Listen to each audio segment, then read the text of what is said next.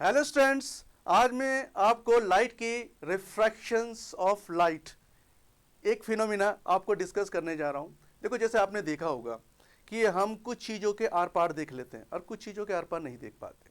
जैसे अगर सामने ये अगर कोई ग्लास रखा होगा तो मैं इसके आर पार देख सकता हूँ, लेकिन अगर कोई वॉल है तो मैं नहीं देख पाऊंगा।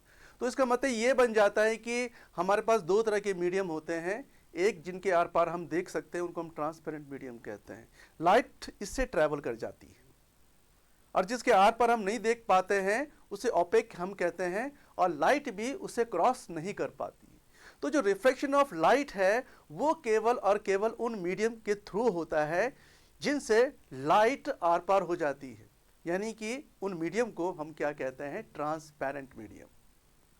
तो ट्रांसपेरेंट मीडियम ही यहां पर एप्लीकेबल होते हैं इस फिनोमिना के लिए, रिफ्रैक्शन ऑफ लाइट के लिए। यानी कि रिफ्लेक्शन लाइट सिर्फ और सिर्फ ट्रांसपेरेंट मीडियम में ही होता है, ओपेक में नहीं होता, क्योंकि ओपेक को तो क्रॉस ही नहीं कर पाती ना। अब ये रिफ्लेक्शन क्या है? जैसे आपने रिफ्लेक्शन पढ़ा था कि किसी भी प्लेन सरफेस पे लाइट गिरी और वो उसी मीडियम में बैंड होकर के आ गई। लेकिन यहां पर भी बैंडिंग होती है, लेकिन तब जब लाइट एक ट्रांसपेरेंट मीडियम से दूसरे ट्रांसपेरेंट मीडियम में जाती है। हमें यह लगता है कि लाइट जब एक ट्रांसपेरेंट मीडियम से होकर के दूसरे ट्रांसपेरेंट मीडियम में जाएगी तो वो सीधे सीधे चले जाएगी, मगर ऐसा नहीं होता है। जैसे ही लाइट अपना ट्रांसपेरेंट मीडियम चेंज करती है, अपना मीडियम चेंज करती है, तो वो अपनी डायरेक्शन भी चेंज कर लेती है। यानी कि वो बैंड तो हो गई, लेकिन इन अनदर पाथ, इन अनदर ट्रैक, वो दूसरी डायरेक्शन में बैंड हो गई।